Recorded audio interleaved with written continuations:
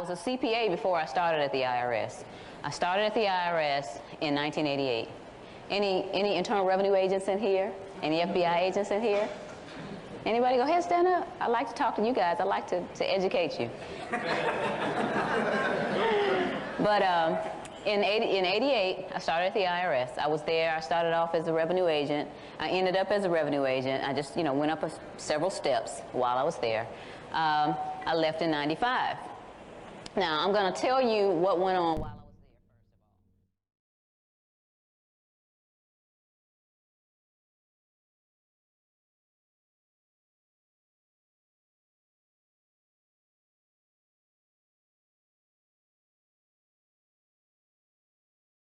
all. The revenue officer, the one who levied your bank account, the one who garnished your wages or put the letter out there for that, he didn't have authority. I didn't have authority either.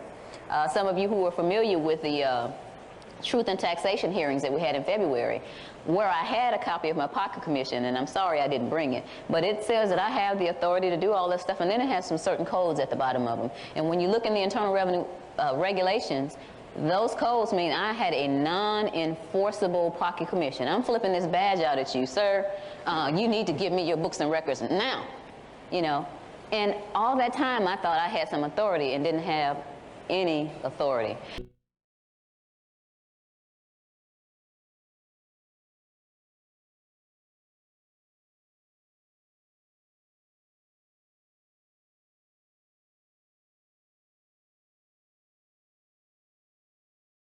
Because as you talk to people that are within the IRS now, they may believe what you have to say. A lot of them don't have other skills. A lot of them are not CPAs, so they couldn't go to work for a CPA firm or start their own CPA firm or whatever. Especially in the collection division, a lot of them, all they know is collections. So the only thing that they could get is another collection job, but they're not going to get anywhere near $50,000, $60,000 there. So they have shackles on them too. That's not to justify why they're still there. Most of them are still there because they don't know. Once you know, then you got to make that decision.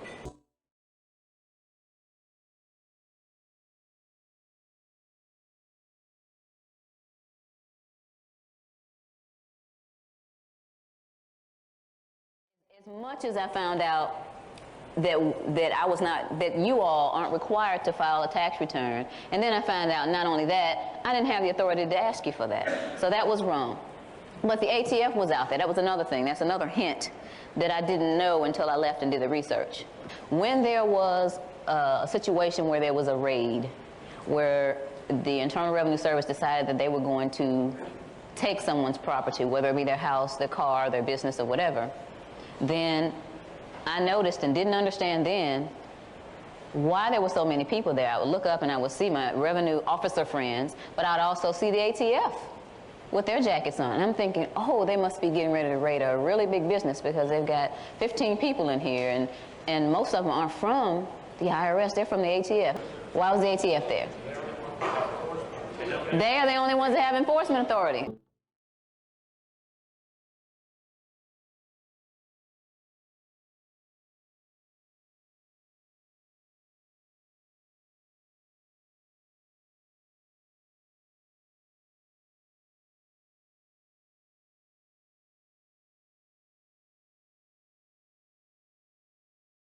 You are familiar with We the People Foundation. Okay. The first ad that I was aware of came out in the U.S.A. Today in July of 2000. And one of my ministers called and said that there's one of my parishioners, and she just has some stuff she just really wants to talk to you about. Can I give you her telephone number? So I said, sure. Or can the minister give the girl my number? The girl called me and she asked me point blank, are we or are we not supposed to file taxes? Now, I hadn't done any research, and I didn't tell her, oh, you know you better file. We've been filing taxes for 88 years. I didn't tell her that. I said, well, you want the canned answer or you want the real answer? And she said, I want the real answer. And I said, well, I haven't done any research, but, there's a lot of evidence out there that evidently is floating around that says we're not. And then she lit up and started telling me. She talked to me for an hour, and she let me know about the U.S.A. Today had just come out. Now, that first U.S.A. Today on July 7th, 2000, among other things, had a challenge in there from Bill Conklin. Anybody know Bill Conklin? Bill Conklin had a $50,000 reward in there for anybody who could prove, and I'm paraphrasing, that we owe taxes. And you know, $50,000 to me is a lot of money. And I kept my codes and regulations from the IRS. I had them on my shelf. I could see them from my desk. I said, okay, what I'm going to do is I'm going to set aside 3 or 4 days to write this man up maybe a 15-page paper on where in the law it says that we have to pay taxes. I'm going to get this $50,000. I'm going to pay off this car I bought my husband for his birthday. I'm going to pay off the Visa bill. I mean, that's the type person I am. When I make a decision, I make a decision. So I said, okay, I'm going to put everything aside. I'm going to do this research.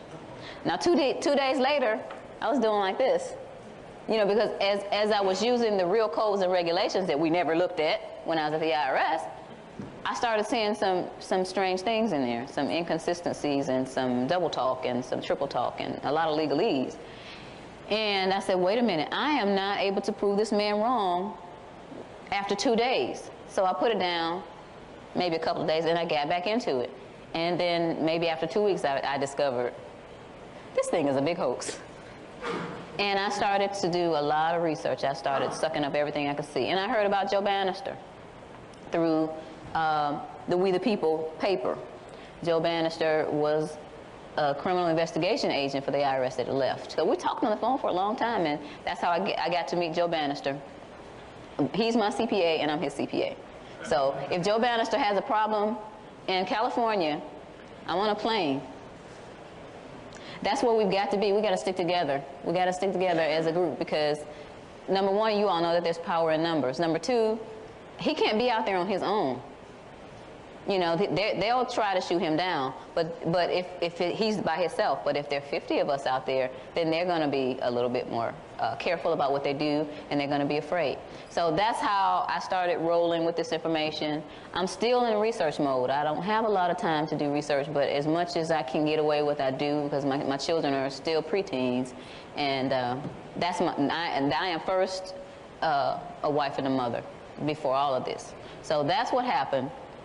You know, the Bible says a lot of things, and for those of you who don't want to hear about the Bible, I'm not going to be long with it, but that's what I go by. My father always taught me to be the best at what you're going to do and be it all the way. If you're going to be a prostitute, be the best prostitute out there. And yes, he did say that. My father did say that to me. So I learned that if I was going to get into something, I was going to get into it. Okay, so as I became a Christian and started reading, all this stuff started kicking in about my responsibilities, and then, you know, that made the decision easier to leave the IRS. And for those of you who've talked to your Christian friends about this issue, and they'll bring up 2 issues to me. Number one, they'll say, well, the Bible says, give unto Caesar what is Caesar's.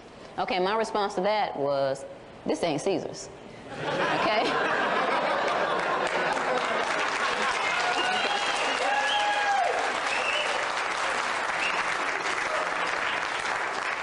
That scripture, if you really look at it, it says, therefore, if you owe taxes, pay taxes. If you owe tribute, pay tribute.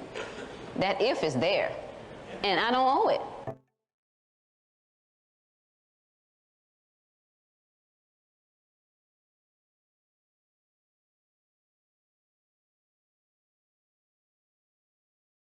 I need to be able to do what I want to do with my energy. If I want to work 16 hours a day in my office to make a little bit more money so my family can go on a decent vacation, I don't want you taking my money.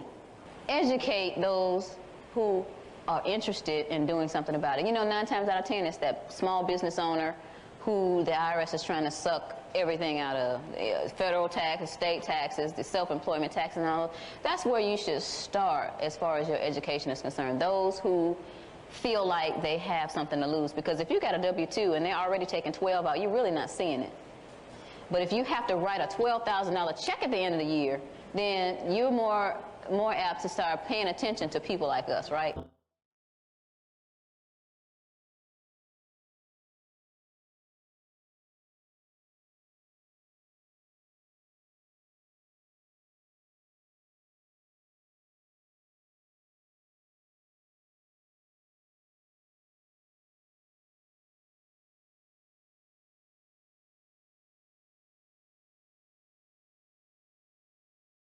backbone.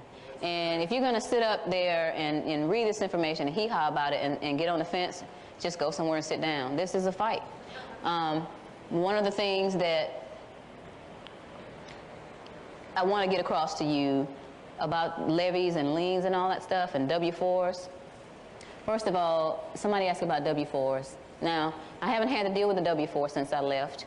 Some people are signing them without prejudice and all that stuff they talked about before. Some people aren't signing them at all. The bottom line that I have to say to you about W-4s is if you are there for a fight, then you're going to have to fight. If you have an employer that is teachable and you bring to this employer the law concerning the W-4 and withholding being for the non-resident aliens and all that, you're going to find out whether or not they're going to obey the law or whether they're going to be afraid of the IRS.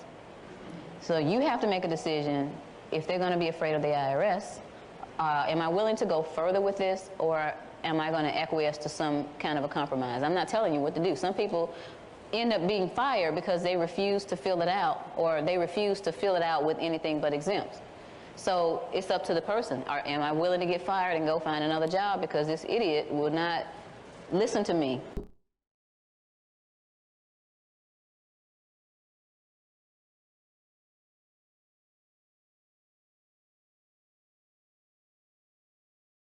I called the IRS. It was an employer that was given this information. He called the IRS and says, hey, this employee, this is the one I sent you the exempt W-4, and you sent it back saying I have to withhold at the single zero rate, and now he's showing me this information saying that I'm not supposed to do this stuff. And, you know, and he says he's going to sue me if I take his money out. Are you going to defend me? And the IRS, of course, told him no, they're not going to defend him. So the guy said, okay. And then he stopped withholding on the guy. So it all depends on the employer. And I'm talking about not just the employer, but all the people who are responsible for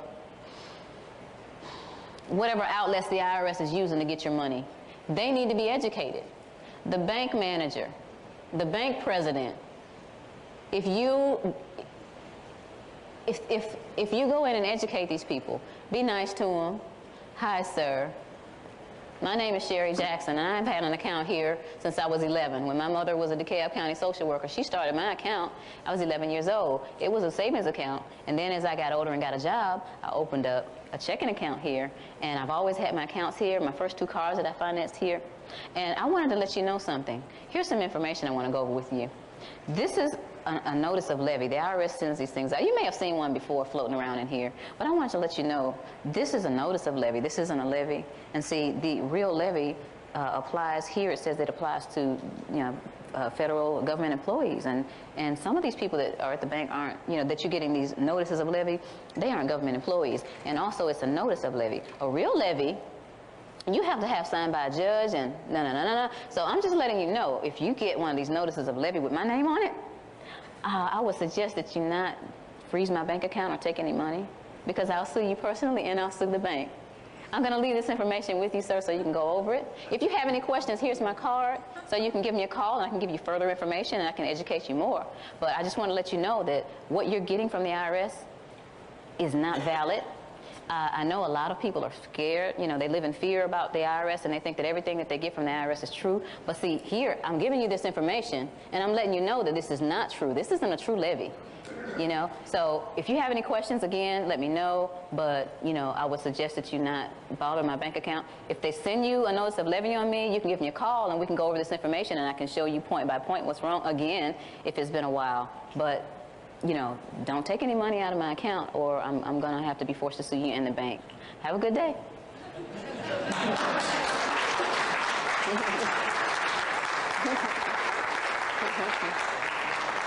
And, you know, that's for anybody that the IRS uses, because the IRS never seizes anything. They never seize anything. They get your employer. They get the tow truck company. They get others to do their dirty work. Those are the people that you need to educate. We need to educate our police officers. They don't know.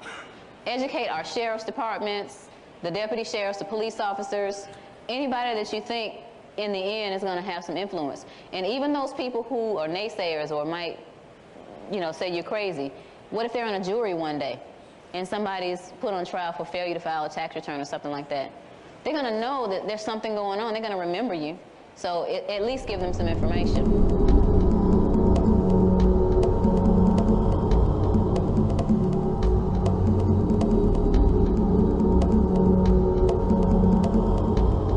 What percentage of the population actually took part in the revolution? 20%? Less than that. 3 or 4%. 15%. It was 3 or 4%. 3 or 4%. 3 or 4% of the people took part in the revolution. And they were able to defeat the British. So I don't get that upset when we don't have hundreds and hundreds of people. As long as I tell somebody, and it keeps going, eventually we're going to get to the bottom of it.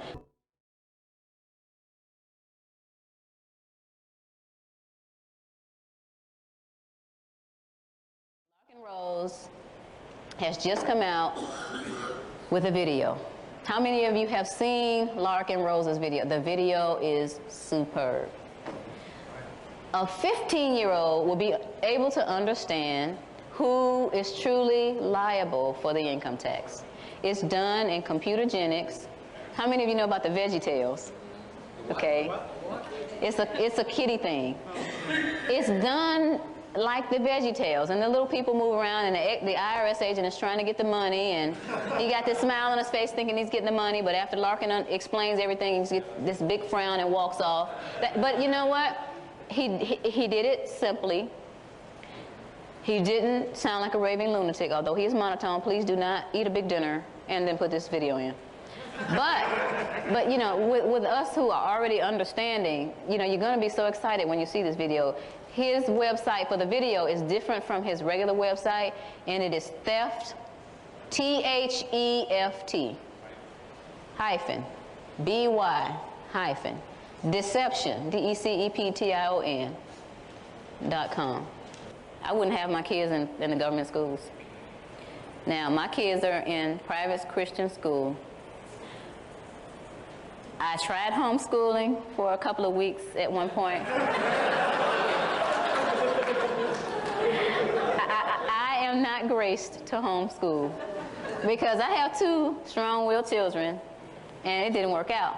But some of you can homeschool, and if I had to dig ditches, people, I'd rather dig ditches than have my kids in the government school. Am I done? Oh, no, ma'am. Okay, no, I would rather dig ditches than have my kids in the government school. So if it comes to the point where I'm not making enough money to keep them in there, then I'm going to dig ditches. I'll work at McDonald's. I'll go to Burger King. I'll do whatever. But they are not going to government schools. And I suggest that you tell your children, those of you who are grandparents, and your friends, and explain to them that they need to protect our kids. And right now, they're drones, and they're coming up, and they're gonna tell you that you are the one that's wrong.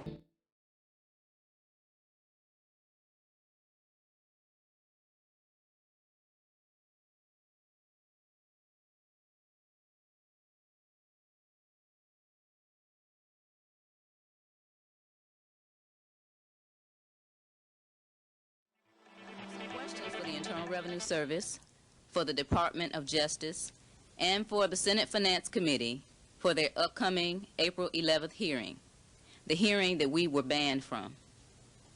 I want to know why a private, unauditable banking organization, the Federal Reserve, is in charge of the money supply, using the IRS as bouncers to strong-arm anyone who opposes the club, using unauthorized revenue agents to collect $40 million an hour in interest from hard-working Americans. I want to know why Congress doesn't print the money itself and eliminate income taxes altogether. I want to know why the IRS and the Department of Justice won't meet with us, answer our questions about the legality of the income tax, and prove us wrong so we can put this baby to bed. I want to know how the IRS can demand over 30% of my hard-earned money when God only requires 10%. I want to know why the media has blacked out coverage of all intelligent debate and discussion on the income tax while focusing on people in trouble for arguments that are not on point to the truth. I want to know why you continue to think the American people are not paying attention to this issue. As of April 3rd, 2002, CNN reported that over half the American citizens had not filed a 2001 tax return. Americans are not stupid. The sleeping giant is waking up. I want to know what Constitution the Congress and the courts are following. It certainly isn't the one in the National Archives, based on what it says and what they are doing. I want to know who in this great country is willing to stand up and prove Alan Dershowitz wrong.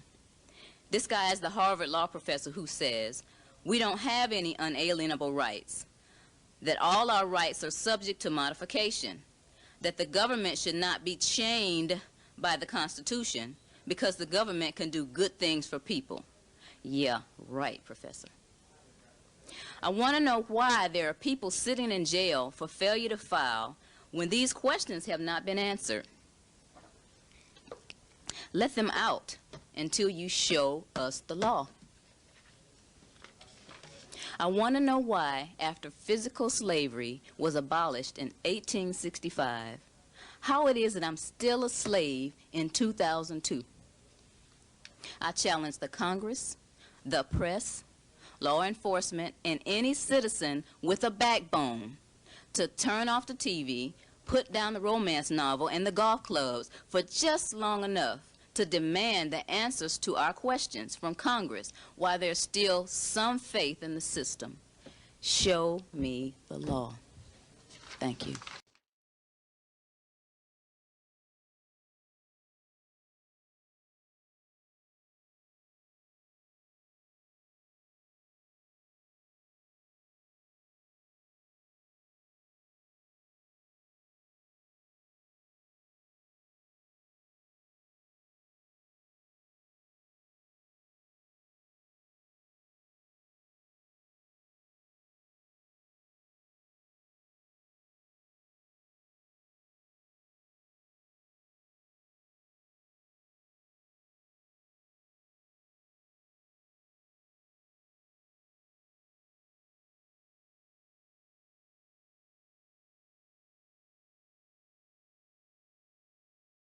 Now, I challenge Kwasi Mfume of the NAACP, Al Sharpton, Jesse Jackson, Louis Farrakhan, the Concerned Black Clergy, the Congressional Black Caucus, Joseph Lowry, and Martin Luther King III of the SCLC to stop concentrating on racial division and get your CPAs, your attorneys, and your membership to research the legality of this invisible shackle.